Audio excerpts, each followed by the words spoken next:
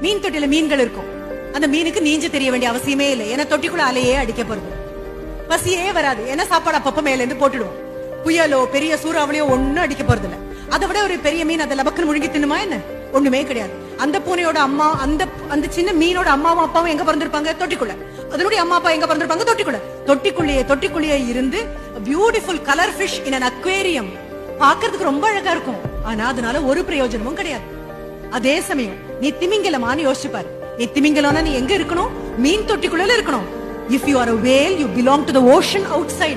வெளியில இருக்கக்கூடிய பெரும் மகா சமுத்திரத்துக்கு நீ சொந்தம். அப்படி போகும்போது சூறாவளி அடிக்கும், பெரிய புயல் காற்று அடிக்கும், சுனாமி அடிக்கும், எல்லாம் இருக்கும். அதையும் தாண்டி போகக்கூடிய சர்வ வல்லமை உங்ககிட்ட இருக்கு. நீ முடிவு. நான் வெறும் மீன் தொட்டில இருக்கக்கூடிய அழகான மீன் தானா பாக்குறவங்க எல்லாம் பார்த்து ஆஹா நல்லா இருக்கு அவ்வளவுதான். வேற ஒரு கொண்டாட்டமும் கிடையாது. அதே சமயம் உலகத்துடைய மிகப்பெரிய ஜீவியான திமிங்கலமாக மாறும் பொழுது எல்லா பிரச்சனையும் வரும். ஆனா எதை பத்தியும் கவலை கிடையாது.